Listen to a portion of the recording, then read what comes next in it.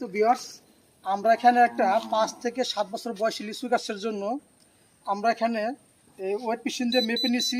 270 গ্রাম urea নিয়েছি, 375 গ্রাম আমরা নিয়েছি টিএসপি সার, 400 গ্রাম এমওপি সার, এরপর জিপসাম আছে 140 গ্রাম এবং বোরন আছে, বরিক অ্যাসিড আছে 15 গ্রাম। এটা আমরা একত্রে নিয়ে নিয়েছি। এরপরে আমরা 10টা দিয়ে দেবো, পরে আমরা 2 দিন পরে 10টা দিয়ে দেবো। সেখানে 10টা দেবো আমরা 10টা দেবো আমরা মোটামুটি 70 গ্রাম। দেখেন আমাদের পিছনে একটা 5 বছর বয়সী লিচু গাছ আছে। তো এখন যেহেতু আশ্বিন মাস, আপনার লিচু গাছে আমাদের বছর 2বার কমপক্ষে সার দেওয়া উচিত। একটা হলো বৈশাখ জ্যৈষ্ঠ মাস, আর একটা হলো আশ্বিন এবং কার্তিক মাস। তবে আশ্বিন মাসে সার দেওয়া উত্তম। তো আপনারা দেখছেন যে আমাদের সামনে আমরা কয়েক প্রকার সার একত্রে মিক্স করে রেখেছি। তো আমরা এই সারগুলো এখন এই গাছে আমরা প্রয়োগ করব।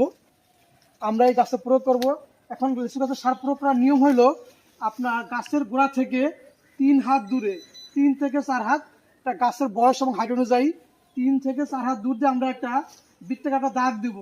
দাগ দেওয়ার পরে ওই দাগ থেকে যে পর্যন্ত আমাদের গাছের ডালপালা বিস্তার করছে, আমরা সেই জায়গা পর্যন্ত এই সারটুকু আমরা ছিটিয়ে বুনে দেব। বুনে আমরা হালকা করে এটা কোদাল দিয়ে এটা আমরা কুবিয়ে দেব। কুবানোর পরে সেইখানে আমরা কুবানোর পরে সেখানে আমরা হালকা সেচ দিয়ে দিব।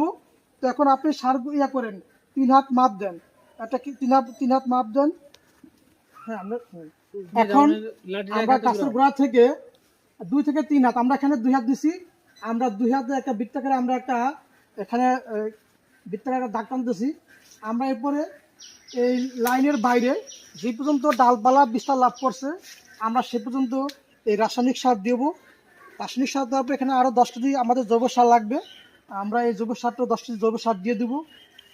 তো সম্মানিত আমরা এই টানলাম, ভিতর 2 হাত বৃত্ত করলাম। এর বাদ দিয়া যখন ডালপালা সার ছিটিয়ে দেন, যে পর্যন্ত ডালপালা আছে এই পর্যন্ত সার ছিটিয়ে দেন। হ্যাঁ, গোল করে ছিটিয়ে দেন।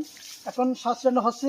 আপনারা দেখতে পাচ্ছেন যে গাছের গোড়া থেকে আমরা 2 হাত দূরে আমরা একটা বৃত্ত টেনেছি। এই বৃত্তের বাইরে থেকে যে পর্যন্ত ডালপালা বিস্তার লাভ করছে সেই পর্যন্ত সার ছিটানো হচ্ছে। এখানে যে সার ছিটানো হচ্ছে সেটা হচ্ছে ইউরিয়া সার 270 গ্রাম, ইউরিয়া সার 270 গ্রাম, টিএসপি 375 গ্রাম, এমওপি সার 400 গ্রাম, জিপসাম 140 গ্রাম, তারপরে আছে বরিক অ্যাসিড 15 গ্রাম।